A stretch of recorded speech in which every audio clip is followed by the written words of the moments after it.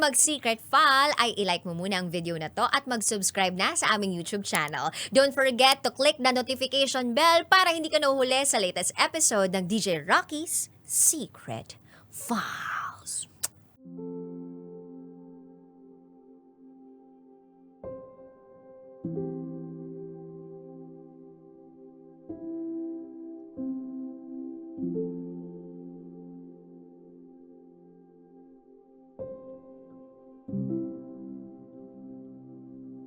And now, it's time for DJ Rocky's Secret Files with Jello.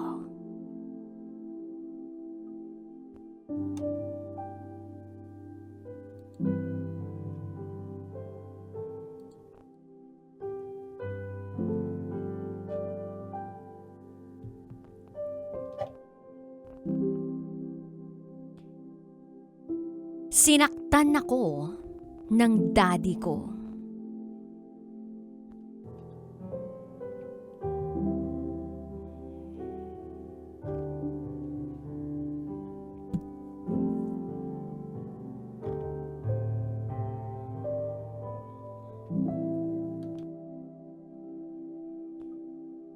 Hi DJ Rocky at DJ Jello. Itago nyo na lang ako sa pangalang Patty. Yan kasi ang tawag sa akin ni Daddy. Kapag naririnig ko ang pangalang yon, para akong bumabalik sa pagkabata. Ito, ang aking secret file.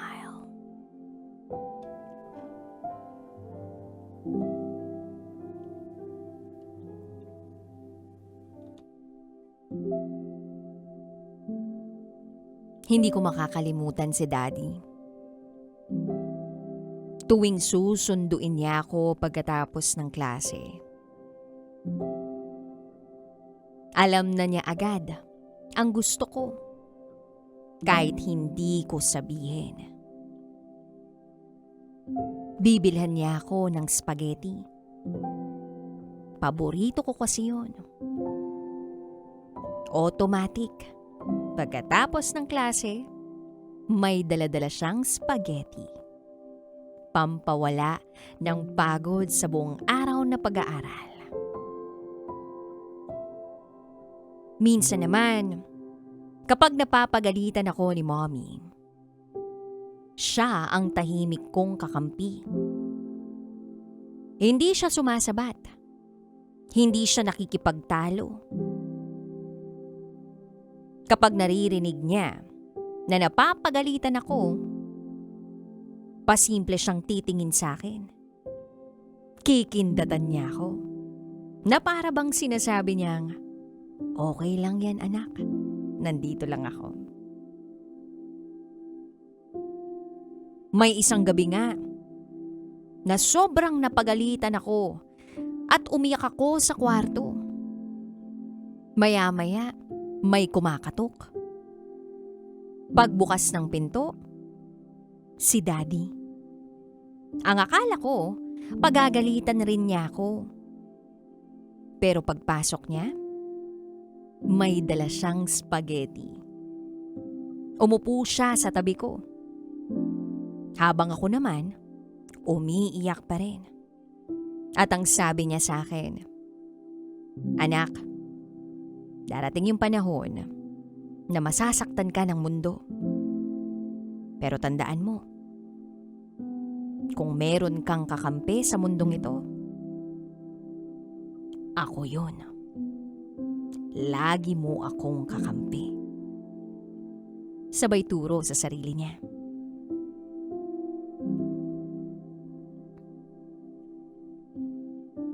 Ang hindi ko alam, balang araw, isa pala yun sa mga laalang panghahawakan ko ng mahigpit habang buhay.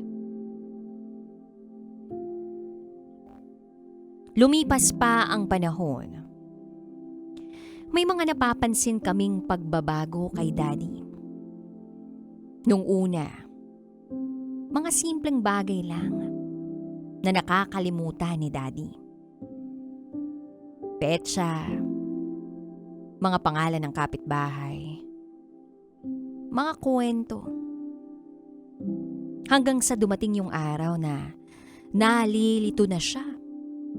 May mga pagkakataong nagagalit siya. May mga pagkakataon pang hindi niya kami nakikilala.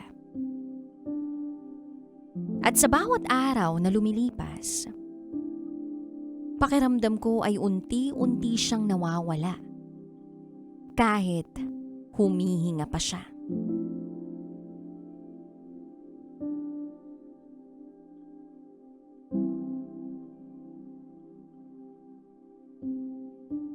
Dumating din ang araw na hindi na niya kami maalala ng mga kapatid ko. Lalong-lalo na ako.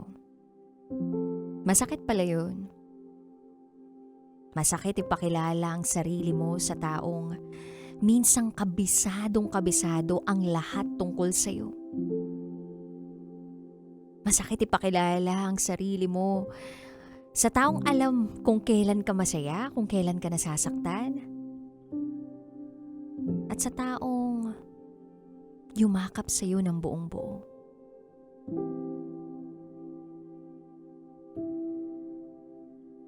Hanggang isang araw, may nakita akong spaghetti sa ibabaw ng mesa. Kukunin ko na sana. Nang marinig kong magsalita si Daddy. At ang sabi niya, "Uy, wag mong kainin yan." Napatigil ako. Napatanong ako ng, "Bakit po?" Tumahimik siya sandali bago sumagot ng, "Abay, tinabi ko yan para kay Patty." DJ Rocky at DJ Jello. Pinagmasdan kong maigi si Daddy. Tsaka ako tumalikod. Iniwan ko ang spaghetti sa ibabaw ng mesa. At hindi ko napigilan ang pag-agos ng mga luha ko mula sa mga mata ko. Hindi na niya alam kung sino ako. Hindi niya maalala ang mukha ko. Hindi niya maalala ang pangalan ko. Pero sa kung anong bahagi ng puso niya na hindi kayang galawin ng demensya, nandun pa rin si Patty. Nandun pa rin ako. Doon ko naintindihan na may mga bagay na kayang burahin ng sakit. Mga alaala, mga pangalan, mga mukha. Pero hindi pagmamahal. Pwedeng makalimot ang isip, pero hindi ang puso. At marahil sa puso ng Daddy ko, hindi ako kailanman nawala. Oo, sinaktan ako ng Daddy ko. Pero hindi dahil nakalimutan niya ako. Hindi dahil nagkaroon siya ng demensya. Sinaktan niya ako sa paraang hindi niya ginusto. Iniwan niya ako. Iniwan niya ako.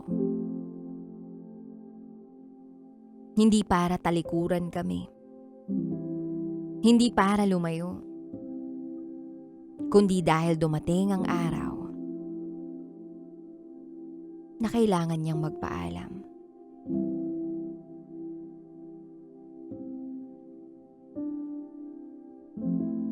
At hanggang ngayon, yun pa rin ang pinakamasakit na paalam na naranasan ko. Pero kung may isang bagay akong pinaka-baon-baon sa puso ko, ito yun. Sa buong buhay ko, maraming beses akong natakot. Natakot na baka hindi ako matanggap. Na baka isang araw, kapag nalaman ni Daddy ang buong pagkatao ko, mawala ang pagmamahal niya sa akin. Pero DJ Rocky at DJ Jello, hindi nangyari yun. Dahil bago pa man siya makalimot, bago pa man siya mawala, sinigurado niya na alam ko na mahal niya ako, na anak niya ako, at walang kahit anong bagay ang makapagpapabago noon. Nung umamin ako sa kanya, wala pa siyang demensya. Niyakap niya lang ako ng sobrang higpit.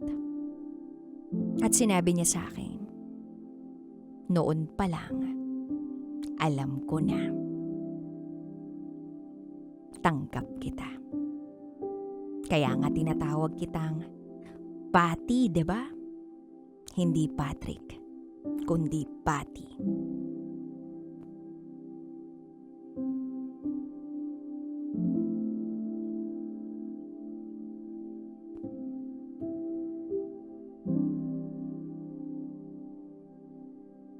Grabe yung hagulgol ko nun.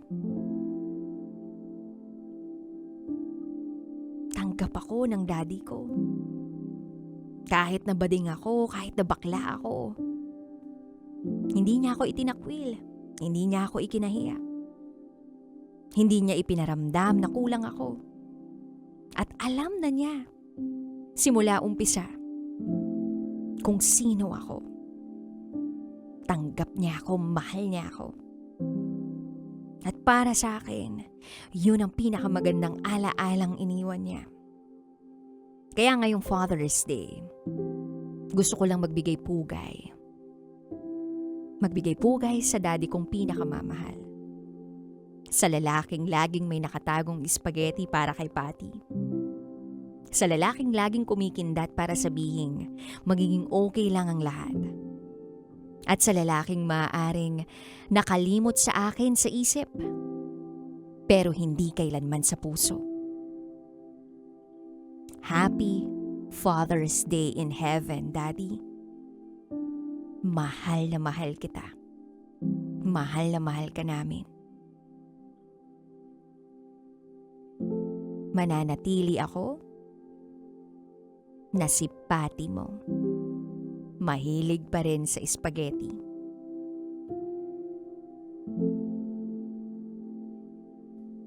Hanggang dito na lang po, DJ Rocky at DJ Jello. Maraming salamat sa pagbabasa ng aking kwento. Muli, ako si Patty. At ito, ang aking secret file.